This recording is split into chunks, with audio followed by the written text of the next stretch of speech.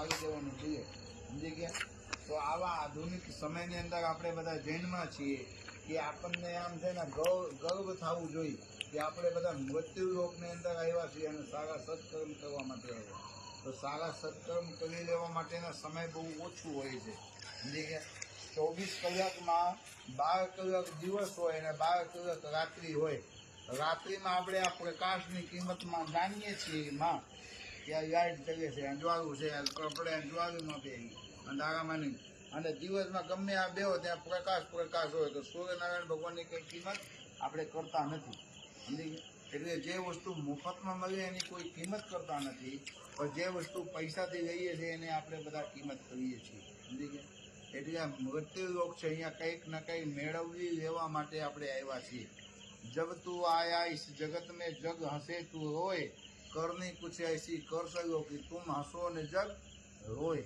એવા કામ તમે કરીને જાઓ કે તમે બધા રડતા રહી જાઓ અને જે મૃત્યુ પૈમાં હોય દાંત કાઢે કે વાહ ભાઈ વાહ, મને કેવું સરસ કામ કર્યા છે, જો મને બધા યાદ કરે છે.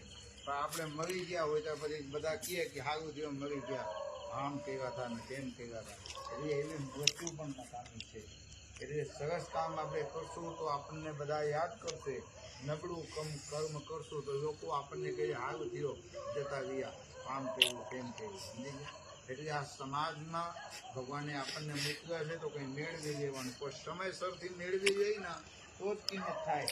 પછી અત્યારે માવા ખાઈને કિડની છે, લીવર છે, એવું બધું બગડી જાય અને પછી આપણે દવાખાનાની અંદર ડાયાલિસિસના અને લીવરના બધું કામ ચાલુ થાય અને પછી 10 લાખ 20 લાખ 15 લાખ રૂપિયા બગાડીને આપણે આમ એવું બધું ટ્રાન્સપ્લાન્ટ કરાવી પછી બીતા જીવવું એના કરતાં સંપૂર્ણ રીતે આપણે સ્વસ્થ છીએ.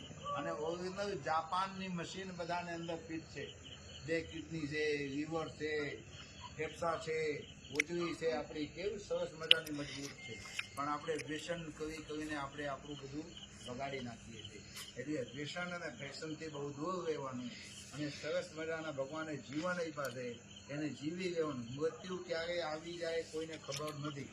એટલે મૃત્યુ આવે એને કહીએ આપણું સંપૂર્ણ રીતે કામ કરી લેવાનું. જે બહેનો દીકરીઓ સાંજે બધું પોતાના રસોડું ક્લીન કરી નાખે, બધું હંજવાવી કાઢીને પોતા કરી નાખે અને પછી સરસ મજાના કપડાં ચેન્જ કરીને અને ફ્રેશ કપડાં પહેરીને આવી રીતે નિંદર કરે, એમને પાસે ભગવાન પણ આવશે એમને મુલાકાત કરવા માટે.